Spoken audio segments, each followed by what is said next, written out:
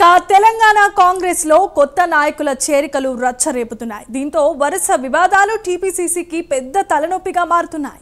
కొత్త పాత నేతల మధ్య ముదురుతున్న వివాదాలతో టీ కాంగ్రెస్ చీఫ్ ఏం చేయాలో పాలుపోలేని పరిస్థితిలో పడిపోతున్నారు. మొన్న జగిత్యాల, నిన్న గద్వాల, నేడు పఠాన్ చెరువు వివాదాలు టీపీసీసీ అధ్యక్షుడికి తల బొప్పి కట్టేలా చేస్తున్నాయి. జగిత్యాలలో ఎమ్మెల్యే సంజయ్ కుమార్, ఎమ్మెల్సీ జీవన్ రెడ్డి మధ్య వివాదం, పఠాన్ చెరువులో గూడెం మహిపాల్ రెడ్డి, దామోదర రాజనరసింహ వర్గాల ఫైట్, ఖైరతాబాద్ ఎమ్మెల్యే దానం నాగేందర్ వాయిస్లోనూ మార్పు కాంగ్రెస్ అధిష్టానాన్ని ఇబ్బందుల్లో పడేస్తున్నాయి. ఇలాంటి అంశాలపై మాట్లాడడానికి మా కరెస్పాండెంట్ అజీం లైవ్ ద్వారా సిద్ధంగా ఉన్నారు. అజీం, చెప్పండి.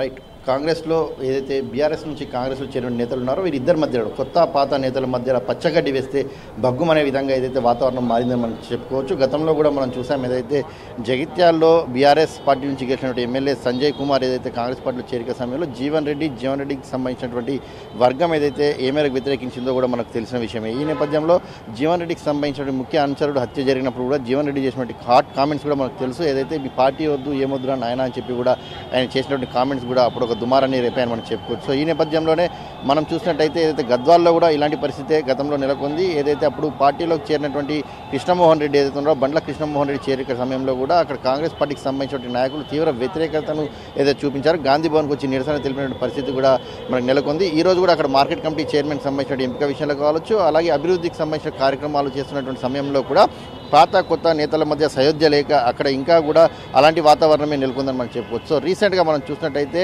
ఏదైతే కాటా శ్రీనివాస్ గౌడ్ ఏదైతే పటాన్ చెరువు నుంచి కాంగ్రెస్ అభ్యర్థిగా బరిలో ఉన్నారు, సో ఓడిపోవడం జరిగింది. సో ఈ నేపథ్యంలో అక్కడ గూడెం మహిపాల్ రెడ్డి కూడా ఏదైతే బీఆర్ఎస్ నుంచి ఎమ్మెల్యేగా గెలిచారు, గెలిచిన తర్వాత కాంగ్రెస్ పార్టీలో చేరడం కూడా జరిగింది. సో ఈ నేపథ్యంలో మనం చూసినట్టయితే గూడెం మహిపాల్ రెడ్డి చేరికకు సంబంధించి అక్కడ క్యాంప్ ఆఫీస్ ఏదైతుందో క్యాంప్ ఆఫీస్లో ఇంకా కూడా కేసీఆర్ మాజీ సీఎం గత ప్రభుత్వంలో ఉన్నటువంటి సీఎం విగ్రహం అంటే క్యాంప్ ఆఫీస్ అనేది ఒక అధికారికమైనటువంటి కార్యాలయం. సో అధికారిక కార్యాలయంలో ఏదైతే ఇంకా కూడా పార్టీ మారినప్పటికీ కూడా ఇటు కాంగ్రెస్లో చేరారు, కాంగ్రెస్లో చేరిన తర్వాత సీఎం కేసీఆర్కి సంబంధించినటువంటి ఫోటో ఉండాలని చెప్పి కూడా అటు కాంగ్రెస్ పార్టీకి సంబంధించిన నాయకులు డిమాండ్ చేశారు.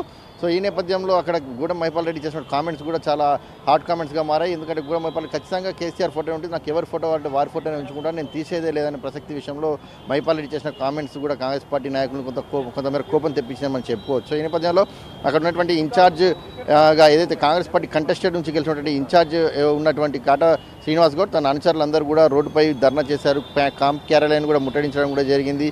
సో ఈ నేపథ్యంలో గతంలో ఏదైతే 3-4 డేస్ బ్యాక్ కూడా ఏదైతే మహిపాల్ రెడ్డికి సంబంధించినటువంటి పటాన్ చెరువు నియోజకవర్గంలో ఏదైతే మంత్రిగా ఉన్నటువంటి ఉమ్మడి మెదక్ జిల్లా మంత్రిగా ఉన్నటువంటి దామోదర రాజనరసింహ కొన్ని కార్యక్రమాలను ప్రారంభించాల్సింది, కానీ దామోదర రాజనరసింహ రాకముందే మహిపాల్ రెడ్డి కార్యక్రమాలు ప్రారంభించడం, ఇలా అనేక విషయాలలో అటు పటాన్ చెరువుకు సంబంధించిన అంశంలో ఏదైతే ఈ ఘర్షణ వాతావరణం అయితే అక్కడ నెలకొంటుంది. సో ఈ నేపథ్యంలో నేను రహదారిపై కూర్చోవడం, కార్యాలయం చుట్టూ కూర్చోవడం కూడా ఇలాంటి అనేక పరిణామాలు కూడా అక్కడ చోటు చేసుకున్న పరిస్థితి మనకు కనిపించింది. సో ఇదే నేపథ్యంలో చూసుకుంటే దానం నాగేందర్ ఖైరతాబాద్ ఎమ్మెల్యే అందరికంటే ముందు కూడా పార్టీలో చేరడం కూడా జరిగింది. బీఆర్ఎస్ పార్టీ ఎమ్మెల్యేగా గెలిచి ఇటు సికింద్రాబాద్ ఎంపీ కాంగ్రెస్ బీఫామ్పై పోటీ కూడా చేయడం కూడా జరిగింది. సో ఈ నేపథ్యంలో దానం నాగేందర్ చేరికకు సంబంధించి వ్యతిరేకత తక్కువ వచ్చినప్పటికీ కూడా దానం నాగేందర్కి సంబంధించి ఈ మధ్య మనం చూసినట్టయితే అటు ఈ ఫార్ములా కార్ రేస్ సంబంధించిన విషయంలో కూడా దానం చేసినట్టు కామెంట్స్ ఏదైతే ఉన్నాయో, ఏదైతే కేటీఆర్ బ్రాండ్ ఇమేజ్ పెంచే విధంగానే అయితే ఈ ఫార్ములా కార్ రేస్ సంబంధించినటువంటి నిర్వహణ చేశారని చెప్పి తను చెప్పుకుంటూ రావడం కూడా జరిగింది. అలాగే హైడ్రాక్ సంబంధించిన విషయంలో కూడా పేదవారి ఇల్లు కూరిస్తే చూసుకుంటూ ఊరుకునేది లేదని కూడా చెప్పారు.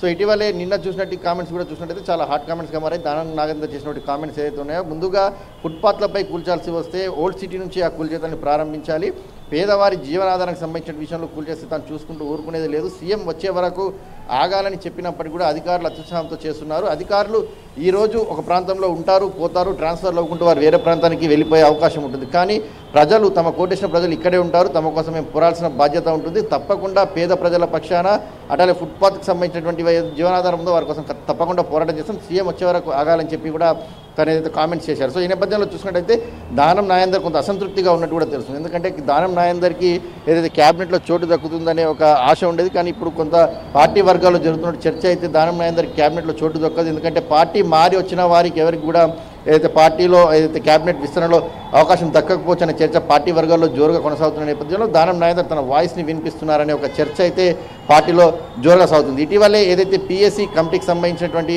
చర్చలో ఏదైతే కేసీ వేణుగోపాల్ వచ్చినప్పుడు కూడా ఒక ప్రధానమైనటువంటి అంశాన్ని తను తెరపైకి తీసుకొచ్చారు. ఏదైతే పార్టీ బలంగా ఉన్న నియోజకవర్గాల్లో ఓడిపోయినప్పటికీ పార్టీ బలంగా ఉన్న నియోజకవర్గాల్లో బీఆర్ఎస్ ఎమ్మెల్యేలను తీసుకోవాల్సిన అవసరం ఏముంది, అవసరం లేదని ఒక చర్చను తను ఏదైతే ఇంటర్నల్ మీటింగ్లో తీసుకొచ్చినట్టు కూడా మనకు తెలుస్తుంది. సో ఈ నేపథ్యంలో పార్టీ బలంగా ఉన్న చోట ఇలాంటి పరిస్థితి నెలకొంటే ఖచ్చితంగా పార్టీకి ఇబ్బంది అవుతుందనే ఒక వాతావరణాన్ని తను పిఎస్సి సమావేశంలో చెప్పారు. సో ఖచ్చితంగా పార్టీలో ఉన్న వారికి ప్రాధాన్యత ఇవ్వాలి. పార్టీలో మొదటి నుంచి కూడా అంటే 2014 నుంచి కూడా ఇప్పటివరకు పార్టీ కోసం పనిచేస్తూ వస్తున్నటువంటి వారి విషయానికి సంబంధించిన విషయం అంటే ప్రాధాన్యత ఎక్కువ ఇవ్వాలి, వారికి అవకాశాలు ఇవ్వాలని కూడా తను చెప్పుకుంటూ వచ్చిన పరిస్థితి కూడా మనం చూసుకుంటూ వచ్చాం. సో ఈ నేపథ్యంలో రానున్న ఏదైతే ఉన్న ఎన్నికలు కూడా ఉన్నాయి, గ్రామ పంచాయతీకి సంబంధించినటువంటి ఎన్నికలు కూడా మరొక 1.5 మంత్ ఏదైతే ఎన్నికలు కూడా ఉన్నాయి, ఫిబ్రవరి 1 లేదా 2వ వారంలో కూడా నోటిఫికేషన్ వస్తుందనే ఒక వార్తలు కూడా వినిపిస్తున్నాయి. సో ఈ నేపథ్యంలో ఇప్పటికే ఒక 10 మంది బీఆర్ఎస్ ఎమ్మెల్యేలు కాంగ్రెస్ పార్టీ కండువా కప్పుకొని కాంగ్రెస్ పార్టీలోకి చేరడం కూడా జరిగింది. సో ఈ నేపథ్యంలో ఆయా నియోజకవర్గాలు ముఖ్యంగా చూసుకున్నట్టయితే, ఎందుకంటే వారికి వర్గం ఒకటి ఉంటుంది, అలాగే